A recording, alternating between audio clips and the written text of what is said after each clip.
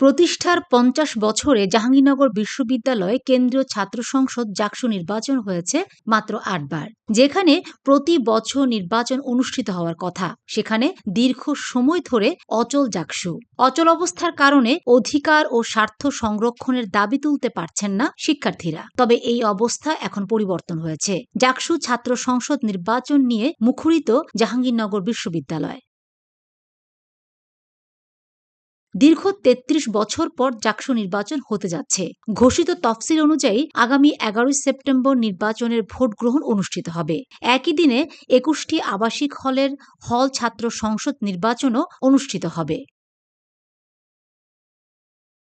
জাকসু নির্বাচনের চূড়ান্ত প্রার্থী তালিকা ঘোষণা করেছে নির্বাচন কমিশন। মোট ২৫টি পদের বিপরীতে প্রতিদ্বন্দ্বিতা করছেন ১৭৯ জন প্রার্থী। কিন্তু তাদের মধ্যে ব্যতিক্রম এক প্রার্থী রয়েছেন। তিনি হলেন দৃষ্টি প্রতিবন্ধী মুহসিন আলী।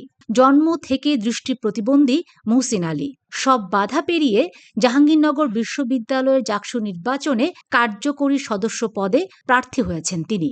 আমার ব্যালট নং ২।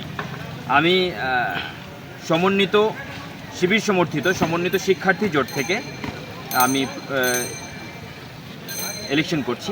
বিশেষ চাহিদা সম্পন্ন শিক্ষার্থীদের অধিকার আদায়ই তার লক্ষ্য। তার স্বপ্ন, যারা প্রতিবন্ধী তাদেরকেই নিয়ে তিনি কাজ করতে চান।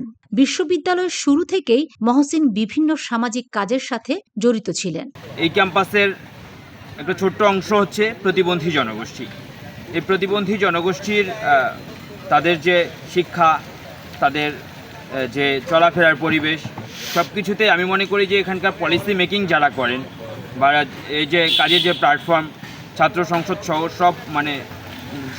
সব জায়গাতেই ছাত্রদের অধিকার প্রতিষ্ঠার জন্য আমরা অনেক ক্ষেত্রেই দেখা যায় যে প্রতিবন্ধী ব্যক্তিদের যাত্রার প্রতিফলন এটা ঘটে না কেন? কারণ প্রতিবন্ধী ব্যক্তিদের মধ্য থেকে কেউ এই নেতৃস্থানীয় বা এই জায়গাগুলোতে থাকে না, বা নেতৃত্ব দেওয়ার যে জায়গাগুলোতে, এগুলোতে প্রতিবন্ধী ব্যক্তিদের যে প্রতিনিধিত্ব থাকে না। প্রতিনিধিত্ব না থাকার কারণেই আমার মনে হয় যে প্রতিবন্ধীদের সম্পর্কে যে ভাবনাটা, এই প্রতিবন্ধী ব্যক্তিদের সম্পর্কে এই ভাবনাটা হচ্ছে অনেকটা বাধাপ্রাপ্ত হয় বা অনেকটা আপনার মনে হয় যে দূরে থেকে যায়। হ্যাঁ, তো প্রতিবন্ধী ব্যক্তিদের জন্য চিন্তা যেন করতে পারি, প্রতিবন্ধী ব্যক্তিদের সবাই সাথে নিয়ে যেন একটা ইনক্লুসিভ ক্যাম্পাস বিল্ড আপ করতে পারি।